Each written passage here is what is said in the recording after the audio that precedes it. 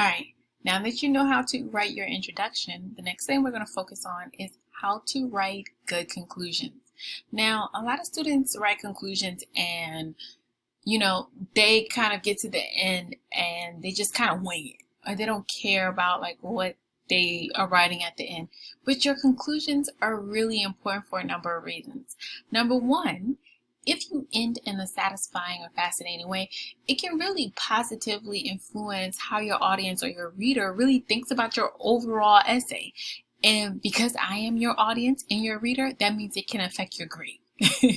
And also for your accountability partner, right? Like it might affect the feedback that he or she gives to you. So you don't want to just end in a boring or unsatisfying way. You really want to end giving your reader a sense of like, wow, this was a really brilliantly thought out essay.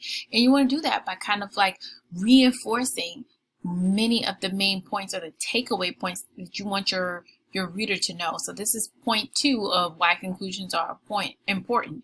You want to hone in on what you want your reader to walk away with. And so you can do that in a number of ways, in which I'll get into in the next slide. But the third reason why conclusions are important is it allows you to really take an assessment for yourself about if your essay is doing what you said or what you thought it was doing.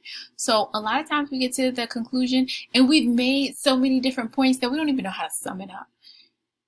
If you don't feel like you know how to end your essay, then that might be a moment for you to take and stop and analyze your essay and to see, okay, is this essay really, or is this paper really about what I want it to be? Are the points concise? Are they consistent? Are they on topic? So it's a way for you to begin to make sure there's a through line throughout your entire essay. And so here on the right side of your screen, you'll see that I have like a little handy checklist or infographic that kind of like talks a little bit about writing conclusions. So you can read through that and look over it at your leisure so that you can get a better understanding of what makes a really strong, good conclusion. But I'm going to go through some points on my own for you that I want you to hone in on as it relates to writing effective conclusions. The number one point is that you are not summarizing. You are not merely repeating what you've already said in the essay. I've gotten to conclusions and there have been moments where students have actually said word for word in the conclusion something that they have already said in the body of the essay. So I want you to think about the fact that you are not you're not summarizing, you're synthesizing. So synthesize, don't summarize. Synthesize means that you are asking the so what question, meaning when you get to the conclusion, you're asking, okay, now that I've written all this, now what? So what that I've written all this? And so in order to ask the so what question, which really means that you're honing in and making clear what the main takeaways are for your audience, what you want them to remember or take away from your writing. And this leads to point 2. So what's the most important thing you want to draw your audience to again? Because sometimes people can read the entire length of an essay or an article, right? And they're like, all right, now I've read all that, but I don't remember anything. You want to kind of like redirect their focus and their attention to the main themes and focus that you want them to hone in on. So you can do that by evoking a vision, by using descriptive imagery or language, and that is using descriptive imagery or language is known as a literary device, which we will talk about later in the semester. But you could also ask or leave them with a provocative question that you think will resonate with them and leave this kind of lasting impression. The other thing I want you to not do is I don't want you to introduce new topics or a completely far off idea. So I want you to keep the theme consistent even in the conclusion. A lot of students will sometimes say, oh, and this is in the conclusion, oh, this makes me think of this thing, but I don't have time to talk about that, or that is another topic for another day. I don't want you to say that. I want you to stay on topic, and if it's a new point that you don't have time to talk about, then don't even mention it. The fourth thing I want you to do or remember to do in your conclusions is I don't want you to apologize. It really weakens your voice.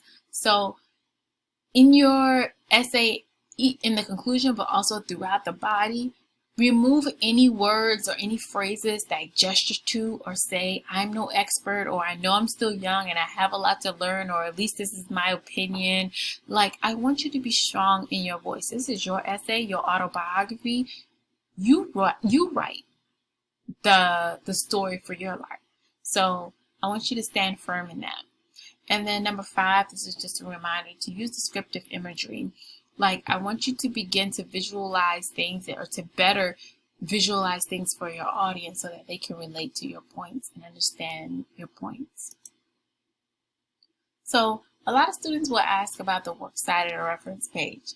Do I need one? Yes, you will need one, but for this week, I have it in glowing bold letters.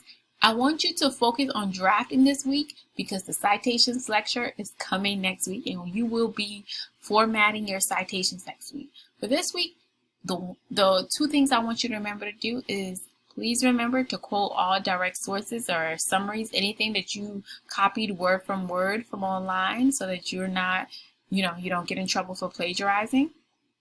So please copy that within the body of your paper, and then at the end of the paper, you want to make sure that you at least have a link to from where you got that source or that citation from, so that you know how to get back to that page.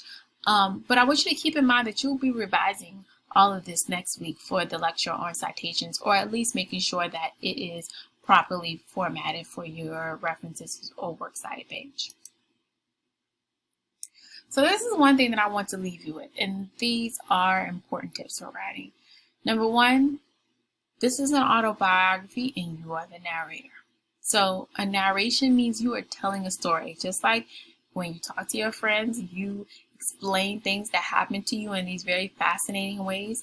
You want to explain to your audience or your reader your life story or why you care about sustainability in a fascinating ways, or what are the topics and aspects of sustainability you care about. So weave together and put together this interesting life narrative arc that you come up with. No one else came up with it but you. And then you can really enrich your essay by providing more details. A lot of students ask questions about, like, how can I make my story or how can I make my essay better? Details, details, details. I can't say anything else. It's details. It's supporting everything that you say, which are a lot of times about sources and references. But in this autobiographical essay, it's really about you giving details. What are the moments and glimpses that we can peer into that have shaped your life?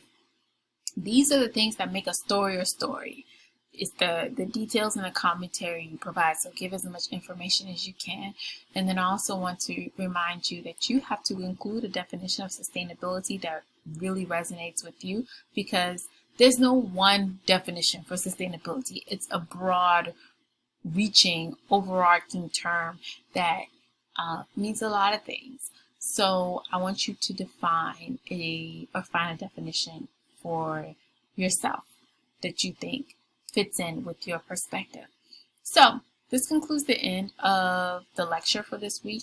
What I want you to do is go back to the weekly module and look up the rubric and really find time to read through the rubric so that you know what all needs to be included in your essay so that you can get the best grade on this essay that you can. All right, that concludes this lecture.